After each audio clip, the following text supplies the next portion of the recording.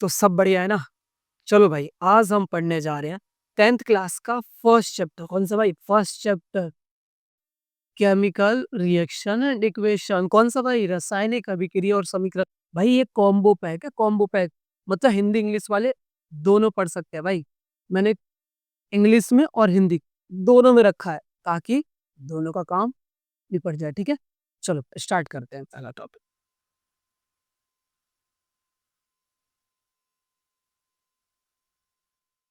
देखो, सबसे पहले चैप्टर स्टार्ट करें उससे पहले तुम्हें एक छोटी सी बात छोटी सी है पर बहुत ज्यादा इंपॉर्टेंट है जो तुम्हें जानना पड़ेगा। क्या जानना पड़ेगा? कि यार ये फिजिकल चेंज और ये केमिकल चेंज होता क्या है? क्या? फिजिकल चेंज, ठीक है, और केमिकल चेंज, ठीक है। फिजिकल चेंज और केमिकल चेंज मतलब भौतिक परिवर्तन और रासायनिक परिवर्तन। ये होता क्या है? क्लियर है? परिवर्तन तो समझ आ रहा है, बदलाव तो आ रहा है कि कुछ बदला, ठीक। और पहला हम देख रहे हैं कि फिजिकल चेंज है, भौतिक चेंज क्या हो रहा है। ये क्या कह रहा है? Physical change involve a change in states or appearance without creating a new substance। मतलब जो फिजिकल चेंज होता है उसमें ऐसा बदलाव होता है जो हमें देखने में, उसकी स्थिति में, उसके फिजिकल अपीयरेंस में चेंज तो दिखता है, ठीक है, चेंज तो दिखता है, बट कोई नया सब्सटेंस नहीं बनता। क्या? कोई नया सब्सटेंस नहीं बनता। जैसे एक पेन है, इसको मैं तोड़ दूं, रहेगा क्या? पेन ही रहेगा ना। क्लियर है ना? तो ये हमारा क्या हो गया? फिजिकल चेंज और भौतिक परिवर्तन। अब बात है किसकी? केमिकल चेंज की। किसकी बात आती है? केमिकल चेंज मतलब रासायनिक परिवर्तन। क्या कह रहा है? Chemical change result in the formation of one or more new substance in new property. अब देखो, जो केमिकल चेंज देख रहे हैं हम, क्या देख रहे हैं? रासायनिक परिवर्तन देख रहे हैं। उसमें क्या देख रहे हैं? कि एक ऐसा चेंज जिसमें कोई नया सब्सटेंस बन जाए, वो भी भाई नए प्रॉपर्टी के साथ। किसके साथ बन जाए? नए प्रॉपर्टी के साथ। क्लियर है? अब ये है, इसको मैं जला दूं, जलाने के बाद क्या हो जाएगा? इसके साथ कार्बन डाइऑक्साइड रिलीज होने लग जाएगा, ये पिघलने लग जाएगा, तो क्या हो जाए? कुछ नया बना ना। तो जिसमें भी नई नया सब्सटेंस बने, क्या बने? नया सब्सटेंस, नया पदार्थ बने, नए प्रॉपर्टी, नए गुण के साथ, हम उसको क्या बोलते हैं भाई? केमिकल चेंज, रासायनिक परिवर्तन। क्लियर है? जैसे कि अगर तुम एग्जांपल लेना चाहो फिजिकल चेंज में, तो लिख सकते हो टीयरिंग ऑफ पेपर। ठीक है, क्या? Tearing of paper. Tearing of paper क्या होता है? अरे यार, पेपर को फाड़ दो तो वो क्या होगा? फिजिकल चेंज ही कहलाएगा, क्योंकि वो रहेगा तो पेपर ही। ठीक है, अब केमिकल चेंज में ले लो, बर्निंग ऑफ वुड। क्या? Burning of would. लकड़ी का जलना भी किस में आता है भाई? केमिकल चेंज में, नहीं, रासायनिक परिवर्तन। यहां तक क्लियर है? कोई दिक्कत तो नहीं? ठीक है, नेक्स्ट वाले टॉपिक पे चलते हैं। अब आता है most important topic, chemical reaction. क्या? केमिकल रिएक्शन होता क्या है? रासायनिक अभिक्रिया होता क्या है भाई? अबे भाई, इतना इजी होता है, तुम्हें नहीं पता? अरे भाई देखो, सिंपल सा सुनना है। देखो, क्या है केमिकल रिएक्शन? क्या कह रहा है? The process in which new substance with new properties are form. एक ऐसा प्रक्रिया, क्या? एक ऐसा प्रक्रिया, एक ऐसा प्रोसेस जिसमें नया सब्सटेंस बन जाए, वो भी भाई नए प्रॉपर्टी, नए गुण या नए लक्षण के साथ। उसी को हम क्या बोलते हैं? Chemical reaction. जैसे देखो, यहाँ पे हमने मैग्नीशियम क्या लिया? हमने मैग्नीशियम लिया, प्लस में क्या लिया? ऑक्सीजन लिया। क्या बन गया? Magnesium oxide. क्या बन गया? Magnesium oxide. और इसको ये हम क्यों बैलेंस करा, वो आगे वाले टॉपिक में हम देखेंगे। ठीक है, तो ये हमारा क्या हो गया? Chemical reaction. अब देखो, अगर हम इसका उदाहरण और एग्जांपल देखो कि कहाँ कहाँ पे हम केमिकल रिएक्शन या क्या क्या है जो हमारे आसपास हो रहा है, पर वो केमिकल रिएक्शन है। देखो, रस्टिंग ऑफ आयरन। क्या है? Rusting of iron. लोहे में क्या लग जाता है? जंग लग जाता है, जो ब्राउन कलर का उस पर परत आ जाता है, जो झड़ने लग जाता है, उसको हम क्या बोलते हैं? Chemical, oh sorry, rusting of iron. क्या बोलते हैं भाई? Rusting of iron. क्लियर है? उसके बाद आता है डाइजेशन ऑफ फूड। क्या? जो फूड का डाइजेशन होता है वो भी हमारे किस में आता है भाई? केमिकल रिएक्शन, रासायनिक अभिक्रिया में। फॉर्मेशन ऑफ कार्ड, जो दूध से दही बनता है। क्या बनता है भाई? दूध से दही। उस प्रोसेस को भी हम क्या बोलते हैं? किसमें इन्वॉल्व करते हैं? केमिकल रिएक्शन मतलब रासायनिक परिवर्तन में। बर्निंग ऑफ फूड, जो मैंने पहले ही बताया था, लकड़ी का जलना, वो भी किस में आता है भाई? रासायनिक अभिक्रिया में आता है। क्या आता है? रासायनिक अभिक्रिया में आता है। ठीक है, जैसे ये देख लो, ये भी है।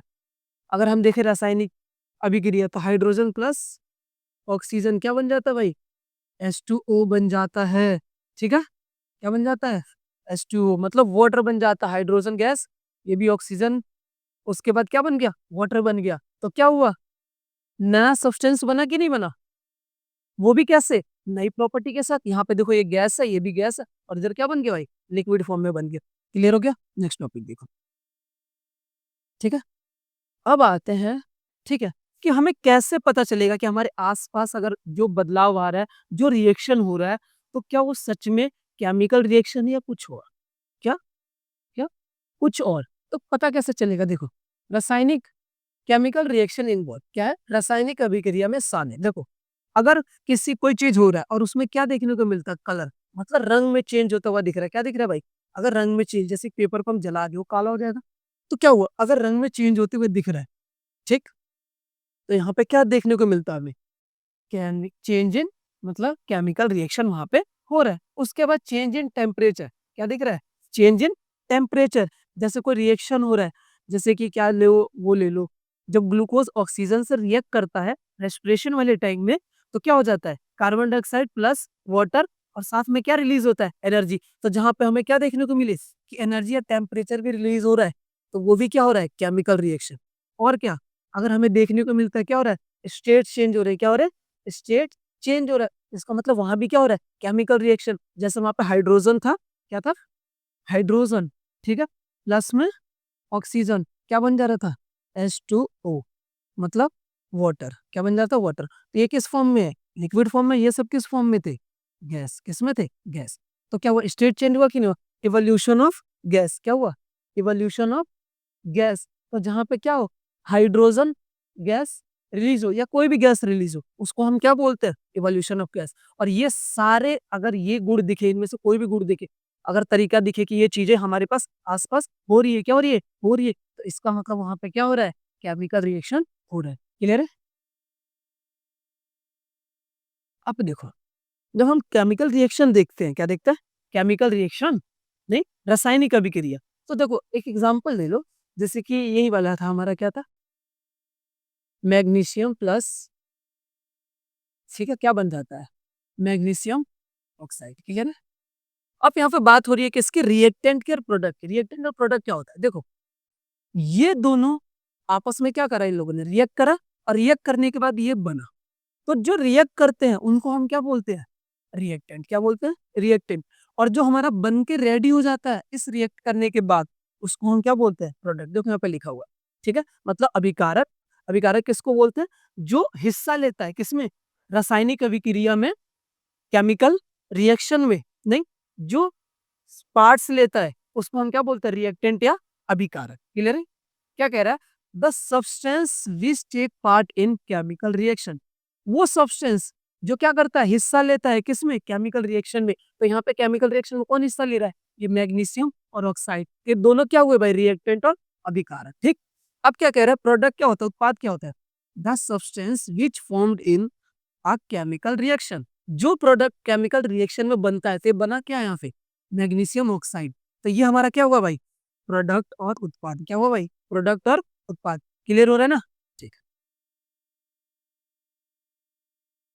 अब आता है केमिकल इक्वेशन, या बोले तो रासायनिक समीकरण। इक्वेशन भाई, इक्वेशन, इक्वेशन पता सिंपल सा। देखो, जैसे कि हम क्या करते हैं, ये होता है, क्या होता है? ये आई लव यू, ठीक है, इसको तुम कैसे लिख देते हो? शॉर्ट फॉर्म में एलओ। क्या लिख देते हो? एलओ। तो सेम ऐसे ही केमिकल इक्वेशन में क्या है? रासायनिक समीकरण में क्या है? जब हम बड़े बड़े नाम को क्या करें? बड़े बड़े नाम को जब हम उसको निकनेम या सिंपल सिंबल का यूज करके उनको क्या करें? दर्शाए। तो देखो, a chemical reaction can be represented by chemical equation, मतलब जो भी केमिकल इक्वे क्या होता है? केमिकल रिएक्शन होता है या रासायनिक समीकरण होता है, उसको हम दर्शाते कैसे हैं? ये केमिकल इक्वेशन की मदद से। किसकी मदद से? रासायनिक समीकरण के रीजन से। और वो क्या है? यूजेस ऑफ सिंबल, हम किसका इस्तेमाल करते हैं? सिंबल और फॉर्मूला का। जैसे कि कोई भी प्रोडक्ट है और कोई भी रिएक्टेंट है, तो इनका एक सिंबल होता है या फॉर्मूला होता है, उसी को प्रेजेंट करके हम क्या दिखाते हैं? केमिकल इक्वेशन या रासायनिक अभिक्रिया। समझ आ रहा है ना? जैसे यहाँ पे देखो, मैग्नीशियम है ऑक्साइड, क्या बन गया? Magnesium oxide. अगर यहाँ पे देखो, अगर एक सिंपल सा देखा जाए तो क्या है? हाइड्रोजन प्लस में ऑक्सीजन क्या बनता है? ये वाटर बनता है। ये हमारा क्या है? केमिकल रिएक्शन है। ये हमारा क्या है?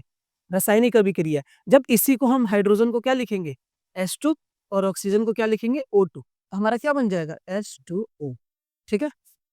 तो देखो, जब हमने इसी को हमने क्या दिया? एक निक नाम दे दिया, एक सिंबल में रिप्रेजेंट कर दिया। इसी को हम क्या बोलते हैं भाई? केमिकल इक्वेशन क्या बोलते हैं? रासायनिक अभिक्रिया बोलते हैं। क्लियर है? अब आता है बैलेंसिंग केमिकल इक्वेशन, संतुलित अभिक्रिया। मतलब बैलेंसिंग, बैलेंसिंग भाई बैलेंस करना, लाइफ को जैसे बैलेंस करते हो ना, 4 घंटे इंस्टाग्राम और 4 घंटे पढ़ाई नहीं, वो तो तुम लोगों से नहीं होने वाला। ठीक, तुम बैलेंस नहीं कर पा रही। पर हमें यहाँ पे क्या करना है भाई? संतुलित करना है, बैलेंस करना है। किसको भाई? केमिकल इक्वेशन को। पर बैलेंस क्यों करना भाई? हर चीज क्यों? उसके पीछे भी रीजन है। Law of conservation of mass. क्या भाई? Law of conservation of mass, जिसको हम क्या बोलते हैं? द्रव्यमान के संरक्षण के नियम। ठीक है, हिंदी में क्या बोलते हैं? द्रव्यमान के संरक्षण के नियम। मतलब law of conservation of mass के वजह से हमें सारे केमिकल इक्वेशन को क्या करना पड़ता है? बैलेंस करना पड़ता है। क्यों भाई? क्यों करना पड़ता है? इसकी बात क्यों माने? क्योंकि भाई ये कहता है मास कैन नेदर बी क्रिएटेड और नॉर बी डिस्ट्रॉय। ना तो हम मास को क्या कर सकते हैं?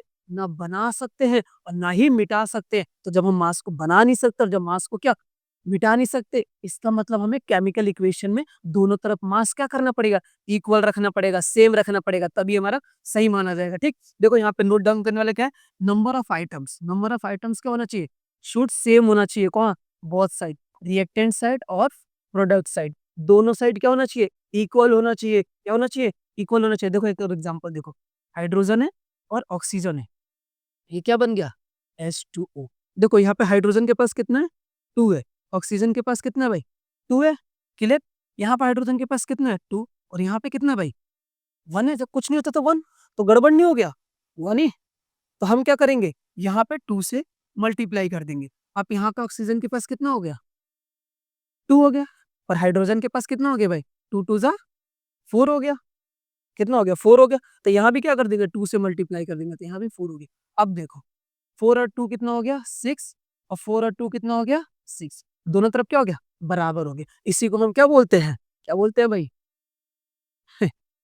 बैलेंसिंग भाई, बैलेंसिंग। ठीक है। आ, चलो भाई, एक इसको स्टेप वाइज बैलेंस करके दिखाते हैं। ठीक है, देखो हमारे पास क्या है? आयरन है। क्या है? आयरन। और ये हमारा क्या? वाटर है। क्या बन रहा है? आयरन ऑक्साइड बन रहा है।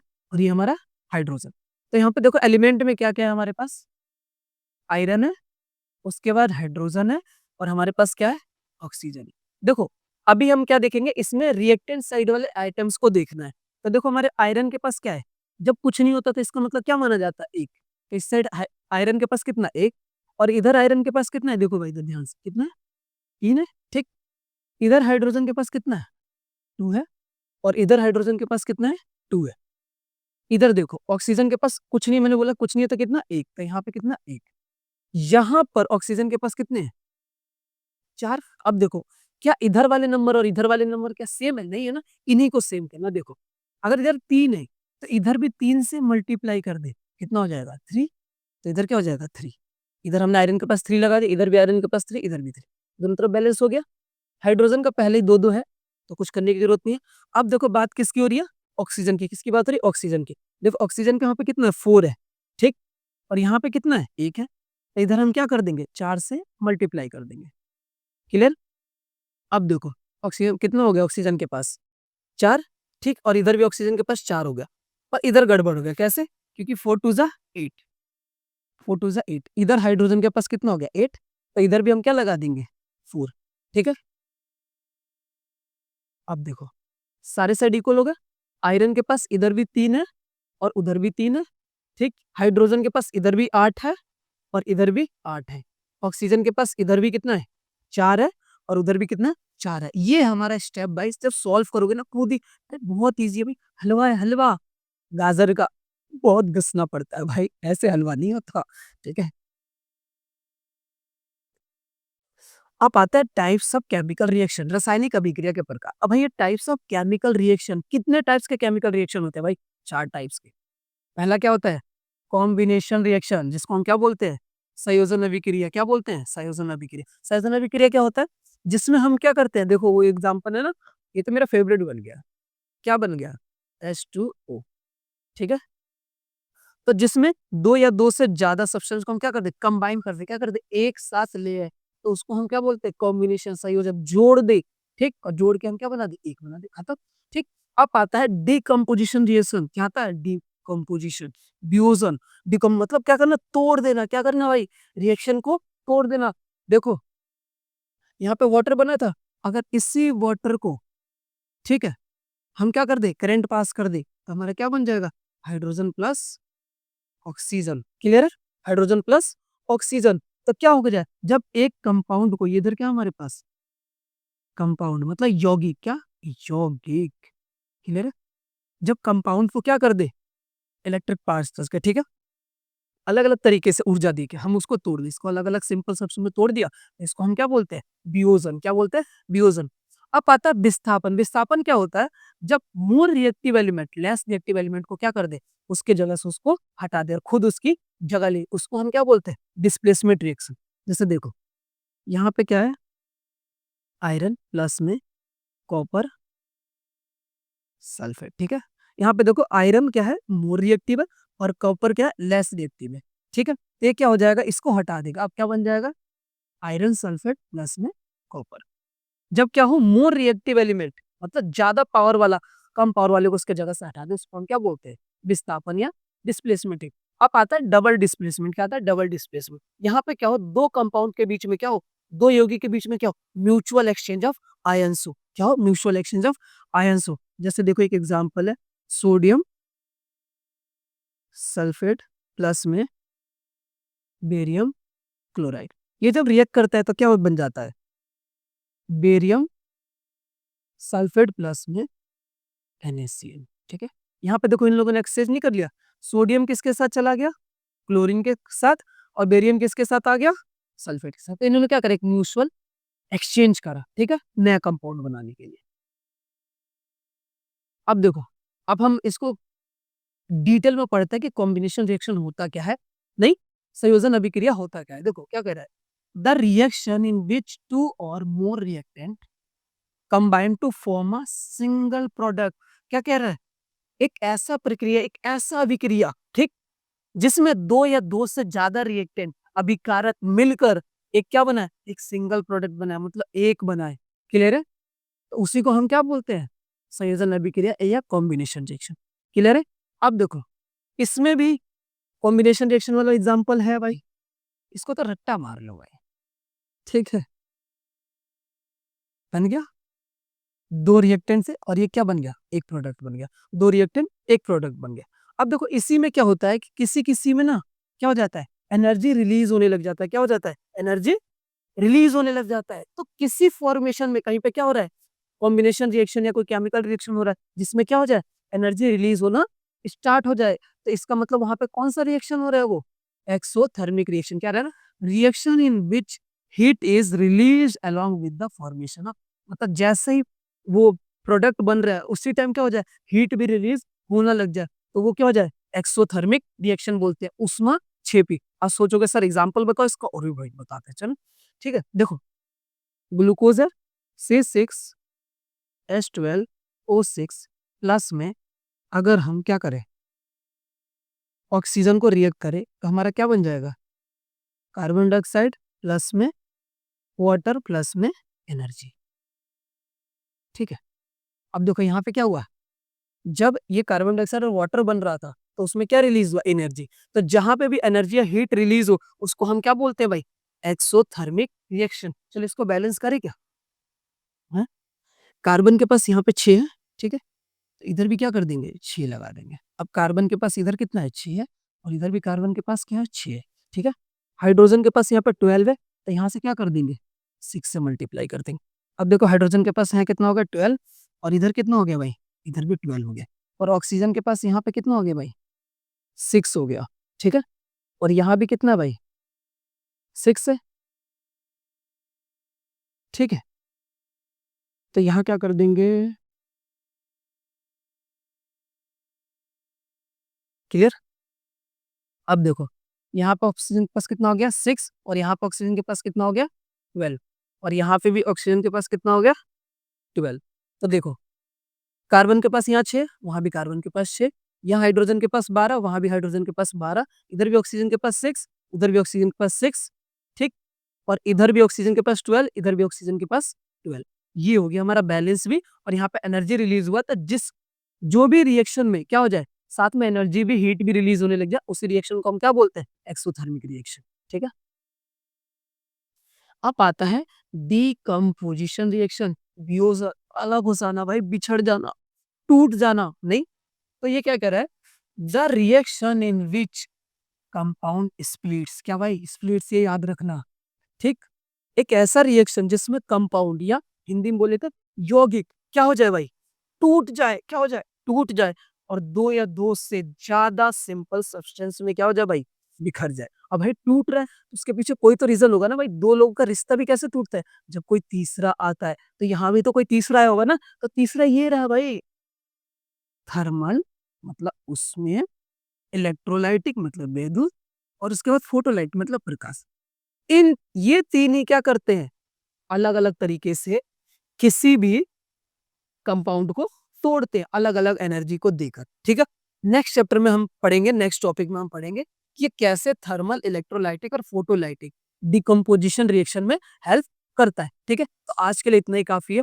मेरा क्वेश्चन पेपर में अपलोड करूंगा इस चैप्टर से रिलेटेड, चाहो तो आप लोग डिस्क्रिप्शन से या इंस्टाग्राम से जाकर डाउनलोड कर सकते हो। ठीक है।